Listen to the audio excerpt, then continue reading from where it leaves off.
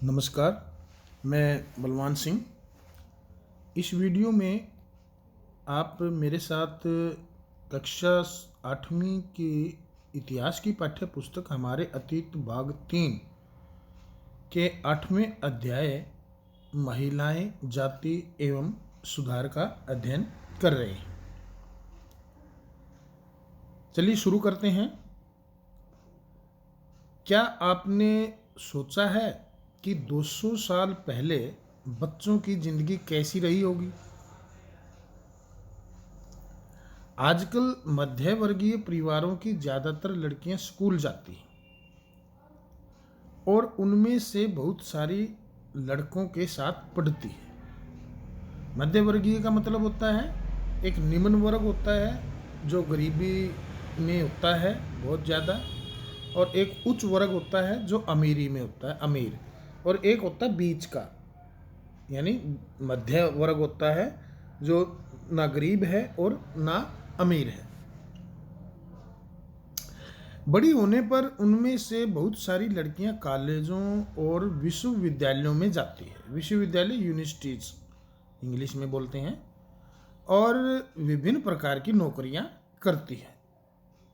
आप आसपास में भी देखते होंगे बहुत सारी लड़कियां नौकरियां करती हैं, स्कूल में मैडम हैं। कानूनन शादी के लिए उनका बालिग होना जरूरी है।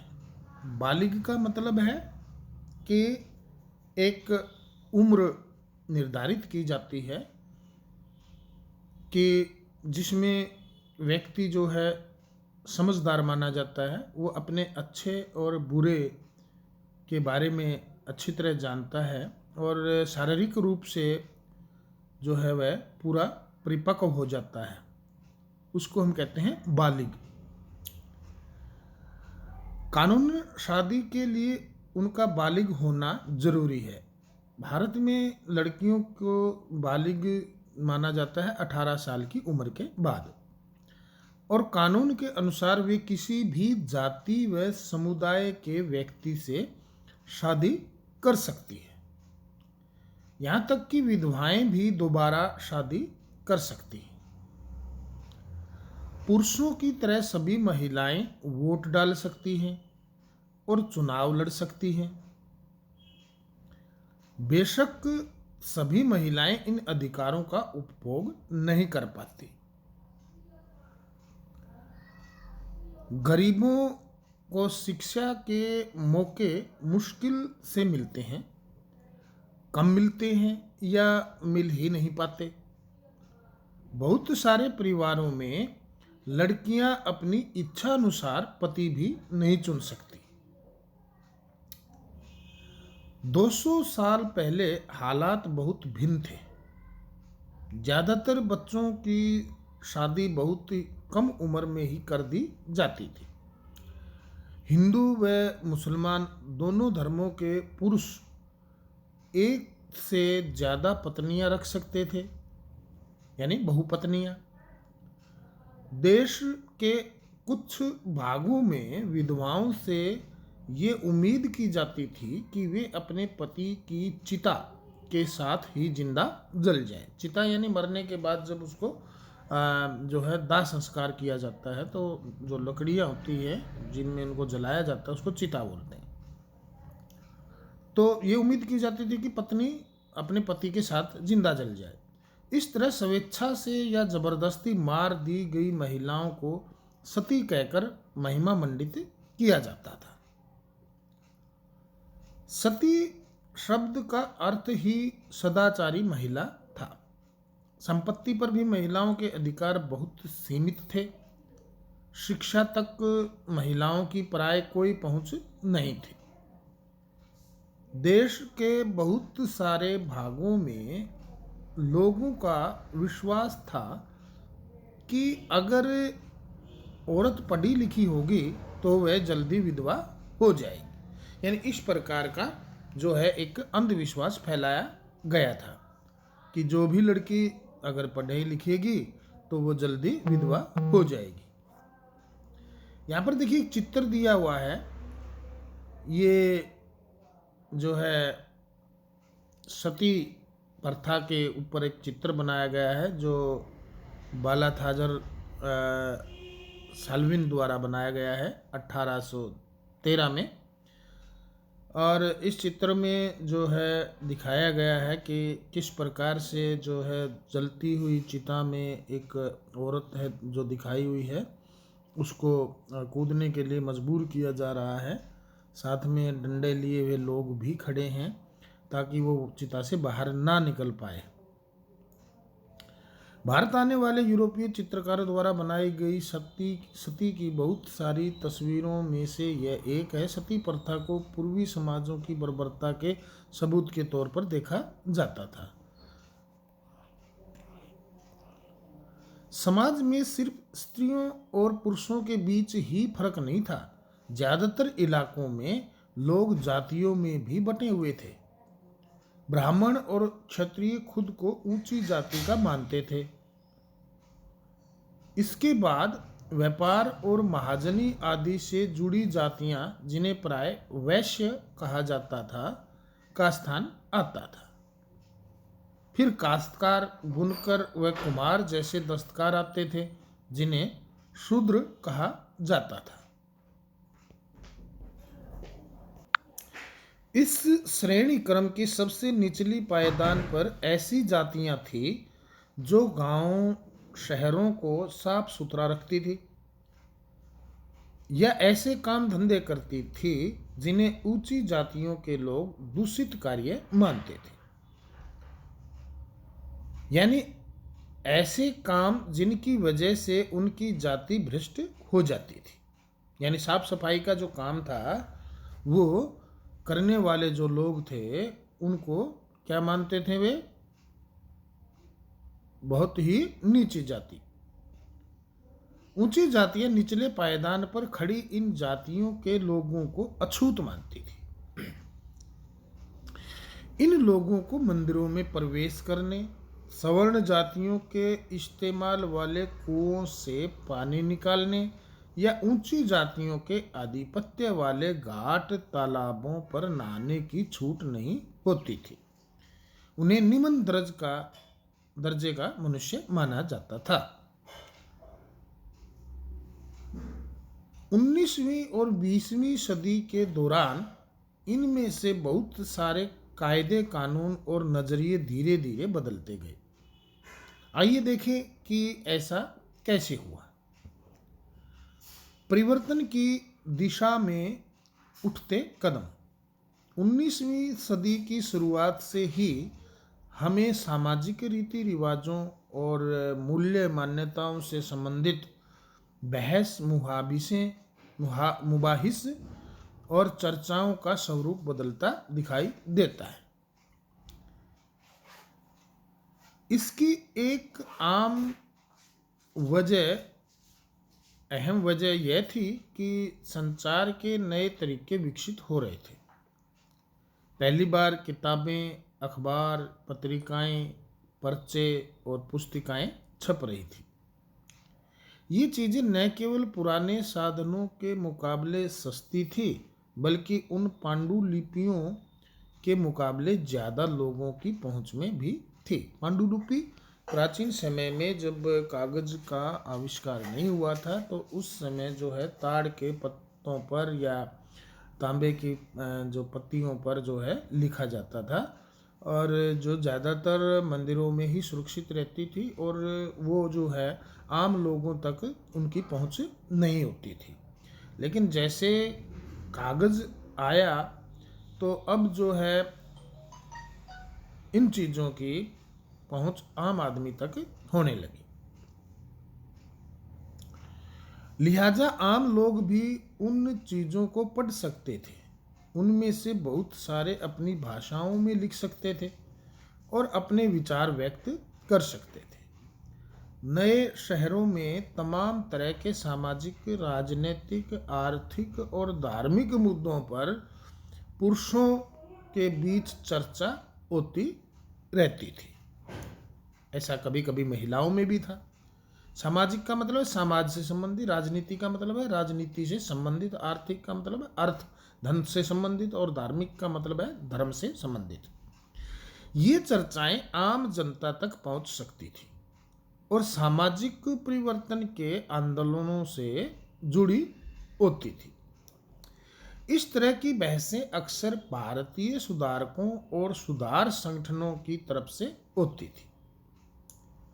सुधारक यानी जो किसी व्यवस्था में सुधार करने के लिए आंदोलन करता है या उसके लिए संस्था बनाता है या उसके लिए प्रयासरत होता है।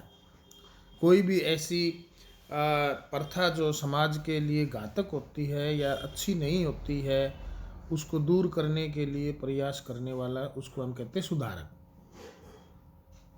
राजा राम मोहन राय भी इन सुधारकों में से एक थे, जो 1772 से 1833 के दौरान रहे। तो राजा राम मोहन राय इसी तरह के एक समाज सुधारक थे। उन्होंने कलकत्ता में ब्रह्मो समाज सभा के नाम से एक सुधारवादी संगठन बनाया था, जिसे बाद में ब्रह्मो समाज के नाम से जाना गया।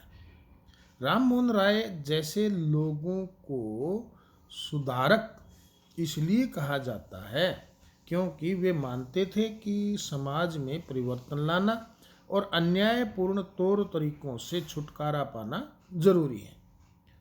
उनका विचार था कि इस तरह के परिवर्तन लाने के लिए लोगों को इस बात के लिए प्रेरित किया जाना चाहिए कि वे पुराने व्यवहार को छोड़कर जीवन का नया ढंग अपनाने के लिए तैयार हों। राजा राम मोहन राय देश में पश्चिमी शिक्षा का प्रसार करने और महिलाओं के लिए ज़्यादा स्वतंत्रता व समानता के पक्षधर थे।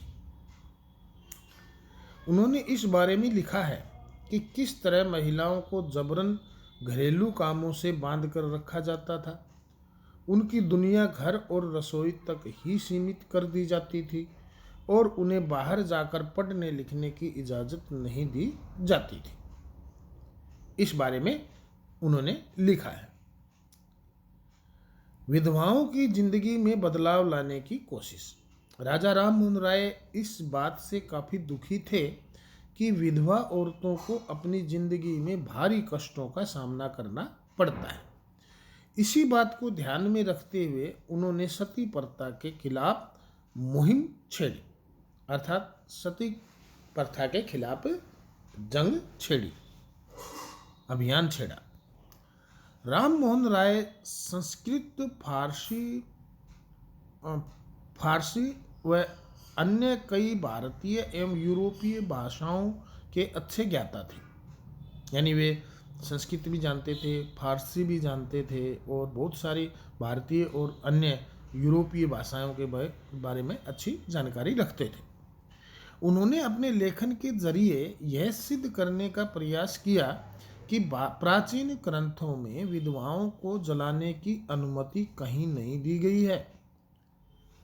19वीं सदी के प्रारंभ तक बहुत सारे अंग्रेज अफसर भी भारतीय परंपराओं और रीति रिवाजों की आलोचना करने लगे थे। वे राम मोहन राय के विचारों को सही मानते थे क्योंकि उनकी एक विद्वान व्यक्ति के रूप में प्रतिष्ठा थी। फलस्वरूप 1829 में सती प्रथा पर पाबंदी लगा दी गई। 1829 में सती प्रथा पर पाबंदी कब लगाई गई? 1829 में। राजा राम मोहन राय जो है, उनका कार्यकाल क्या है? 1772 से 1833।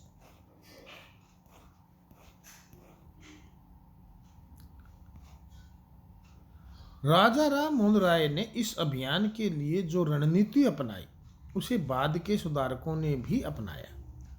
अब भी वे किसी हानिकारक प्रथा को चुनौती देना चाहते थे।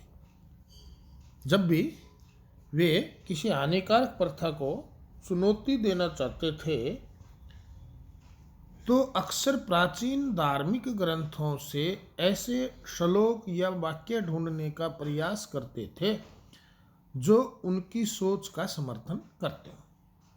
इसके बाद वे दलील देते थे कि संबंधित वर्तमान रीति रिवाज प्रारंभिक परंपरा के खिलाफ है। अर्थात धार्मिक ग्रंथों में जो है, क्योंकि लोग जो है धर्म से ज़्यादा जुड़े हुए होते थे और वे जो जितनी भी परंपराएं चलती थी उसको धर्म मानकर ही जो है उन परंपराओं को निभाते थे। तो जो समाज सुधारक थे वे अब प्राचीन ग्रंथों में ऐसे श्लोक और ऐसी जो है चीज़ें ढूंढते थे जो कि इन प्रथाओं के खिलाफ थी या जिनमें कहीं जिक्र नहीं था ऐसी प्रथा का। तो वे लोगों को बताते थे कि ऐसी कोई प्रथा नहीं है और किसी धार्मिक ग्रंथ में इस परंपरा का जिक्र नहीं है। तो इससे लोग जो है आसानी से उनको मान जाते थे और वे ऐसा समझ लेते थे कि इस परंपरा को न मानने पर धर्म का उल्लंघन नहीं होगा।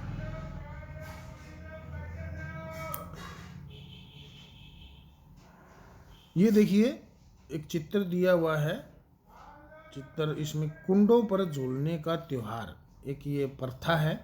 इस लोकप्रिय त्योहार में भक्त पारंपरिक अनुष्ठानों के तहत अजीब तरह के से कष्ट सहने का अभ्यास करते थे। वे अपनी खाल में कुंडा भेदकर एक झूले पर लटक जाते थे। 19वीं शताब्दी के पूर्वार्ध में जब यूरोपीय अफसरों ने भारतीय रीति रिवाजों और अनुष्ठानों को बर्बर कहकर उनकी आलोचना शुरू की तो इस त्योहार की खास तौर से आलोचना की गई। यानी ऐसे त्यौहार मनाए जाते थे, ऐसा कहीं भी धार्मिक ग्रंथों में नहीं है, लेकिन लोगों ने अपने ढंग से ही कुछ परंपराएं बना ली थी। पहले हम उन्हें लकड़ियों में बांध देते हैं। ये देखिए यहाँ पर एक स्रोत है जो पारंपरिक प्रथाओं का। राजा राम मोहन राय ने अपने विचारों का प्रसार करने के लिए बहुत सारे पर्चे लिखे थे। इनमें से कुछ पर्चे किसी खास रिवाज के समर्थक और आलोचकों के बीच बहस के रूप में लिखे गए थे। सती प्रथा के बारे में इसी तरह का एक उदाहरण देखिए। सती समर्थक, जो सती प्रथा के समर्थक लोग हैं, वो क्या मानते हैं? औरत कुदरती तौर पर कम समझदार, बिना दृढ़ संकल्प वाली, भरोसे के योग्य नहीं होती है। उनमें से बहुत सारी खुद ही अपने पति की मृत्यु के बाद उसके साथ जाने की कामना करने लगती है, परंतु वे कहीं धधकती आग से भाग न निकले, इसलिए पहले हम उन्हें चिता की लकड़ियों में कसकर बांध देते हैं। और जो सती विरोधी हैं वे क्या मानते हैं? आप लोगों ने महिलाओं को अपनी स्वाभाविक क्षमता का प्रदर्शन करने का सही मौका ही कब दिया? फिर भला तुम ये कैसे कह सकते हो कि उनमें समझ नहीं होती? अगर ज्ञान और शिक्षा के बाद भी कोई व्यक्ति न समझ सकता हो या पढ़ाई गई चीज़ों को ग्रहण न कर पाए तो हम उसे अक्षम मान सकते हैं, परंतु अगर तुम औरतों को पढ़ने का मौका ही नहीं दोगे तो तुम उन्हें कमतर कैसे कह सकते हो? उदाहरण के लिए प्रसिद्ध सुधारक ईश्वर चंद्र विद्यासागर ने भी विधवा विवाह के पक्ष में प्राचीन ग्रंथों का ही हवाला दिया।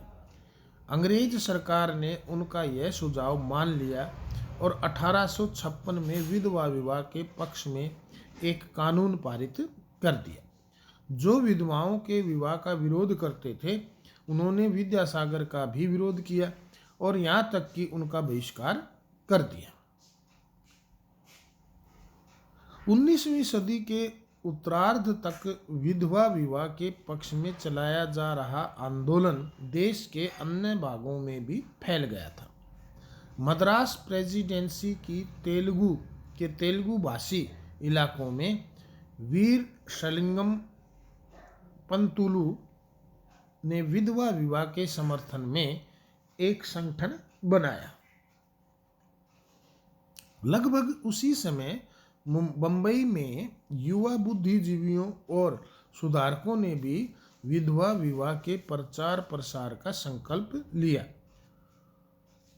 उत्तर में आर्य समाज की स्थापना करने वाले स्वामी दयानंद सरस्वती ने भी विधवा विवाह का समर्थन किया। इसके बावजूद विवाह करने वाली विधवा महिलाओं की संख्या काफ़ी कम थी। विवाह करने वाली विधवाओं को समाज में आसानी से स्वीकार नहीं किया जाता था। इस तरह रूढ़िवादी तबके इस नए कानून का विरोध करते रहे। चित्र में स्वामी दयानंद सरस्वती दिखाए गए हैं। दयानंद ने 1875 में आर्य समाज की स्थापना की थी। आर्य समाज ने हिंदू धर्म को सुधारने का प्रयास किया था। इस वीडियो में इतना ही करेंगे। इससे आगे का भाग हम अगली वीडियो में जल्द ही जो है करवाएंगे। धन्यवाद।